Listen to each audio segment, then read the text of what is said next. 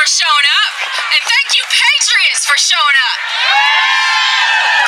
Thank you to the women and men who put this together. They have worked tirelessly. I have been privy to their conversations, and they have done amazing work. About a month ago, I went to the Oakley Town Hall in hopes of meeting our Senator, Roger Marshall, and expressing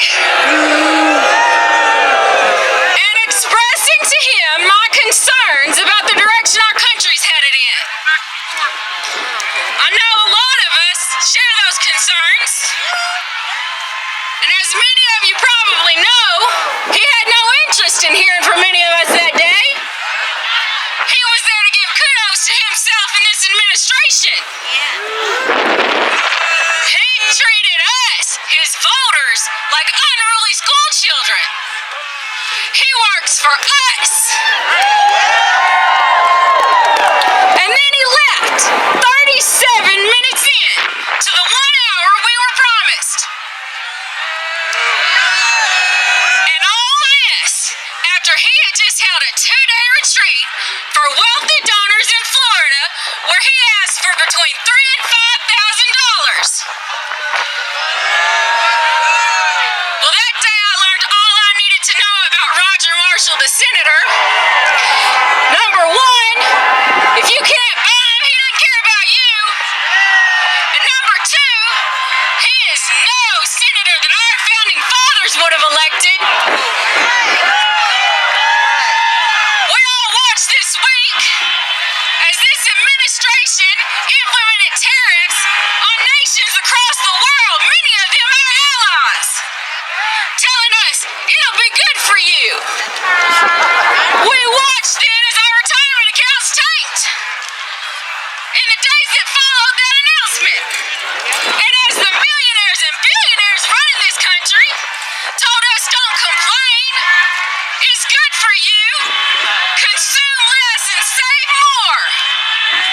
Well, I don't know what they think we're consuming, but I heard Scott Bessent, one of the cabinet members, suggest one day that the American dream is not let them eat flat screens. Well, I'm not buying flat screens with my hard-earned money. I'm buying milk that costs me $4.99 a gallon, and I'm buying eggs that cost me $5.99 a gallon. And I bet Scott Bessent has way more flat screen TVs than I do. So I don't think that that's the problem. I don't think we are the problem. I don't think y'all are the problem.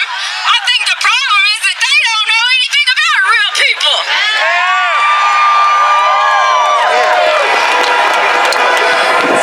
We've also watched as our government and DOGE, they've attacked our systems. They said we don't have money for Social Security and Medicaid. That's wasteful.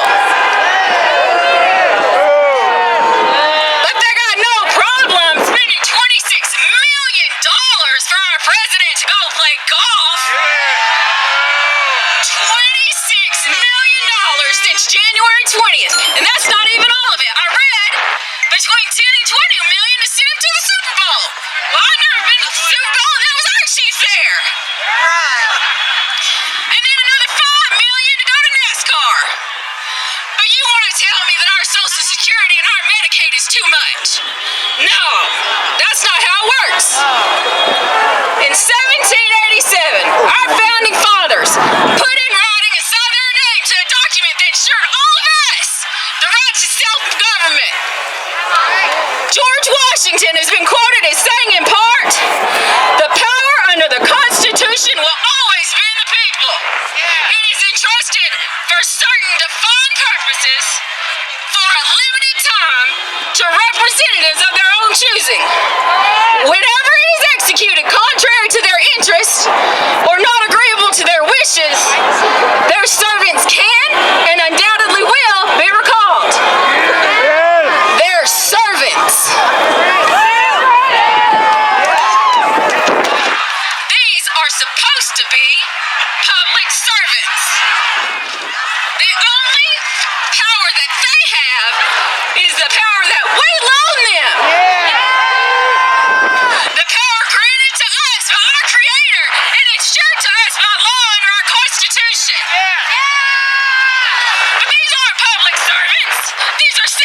servants. And too many of our elected officials use our public offices to enrich themselves with no concern for we the people.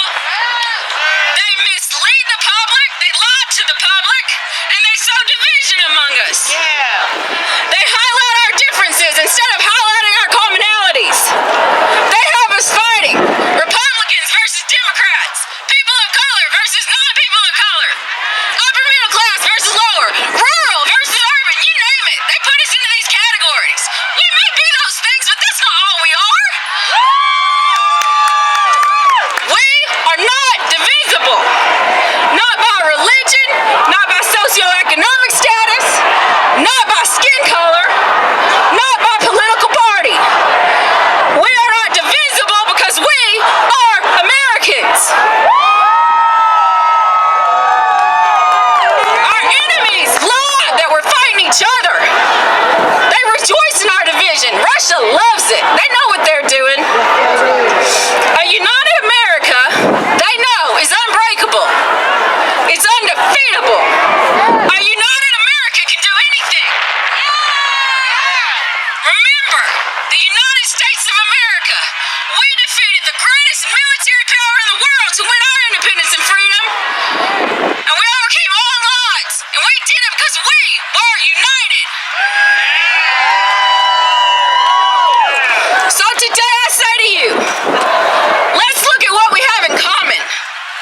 Let's recognize that Americans, Kansans, are good. We are caring. We are hardworking. We are smart. We are brave. We are the harbingers of liberty and justice for all. And we will no longer allow them to divide us so they can use our seats of public service for their own benefit, ignoring the voices of we the people who have loaned them our power.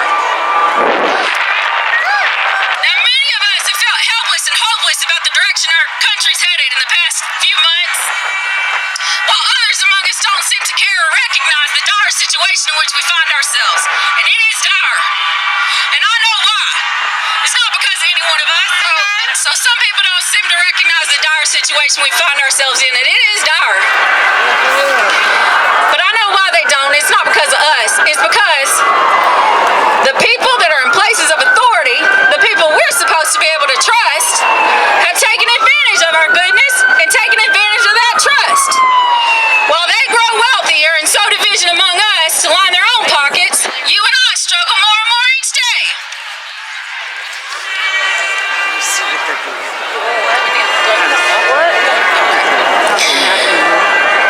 They must, yeah, I'm almost done. They must recognize that we do not approve of the attacks on our separation of powers, the attacks on our checks and balances that our founding fathers put in place to assure that this country never fell to tyranny. They must recognize that we do not approve of their mishandling of our government entities and systems that so many of us rely upon. Congress must know that we do not approve of their relinquishing power. Congress has to know we don't approve of their relinquishing their power to the executive branch, and they have to know we don't approve of the disparaging of our independent judiciary. They must know that we the people are the government of the United States of America, and that we will not sit idly by while our rights are eroded and our Constitution is defiled. We the people must show them that we the people have the power, not any single one of them. As Senator Cory Booker said in his recent historic and record-breaking filibuster, the power of the people is greater than the people in power. And so Kansans, Americans, patriots, my friends, I leave you with this quote from Abraham Lincoln's Gettysburg Address at a time when our country was very divided. Delivered in the aftermath of one of the most costly battles in American history, where more than 50,000 casualties occurred as Americans fought Americans, brothers fought brothers. That these days shall not have died in vain. That this nation, under God, shall have a new birth of freedom. And that the government of the people shall not perish from this earth. It is time for a new birth, a recall, so that we the people reclaim and reestablish this government of the people, for the people,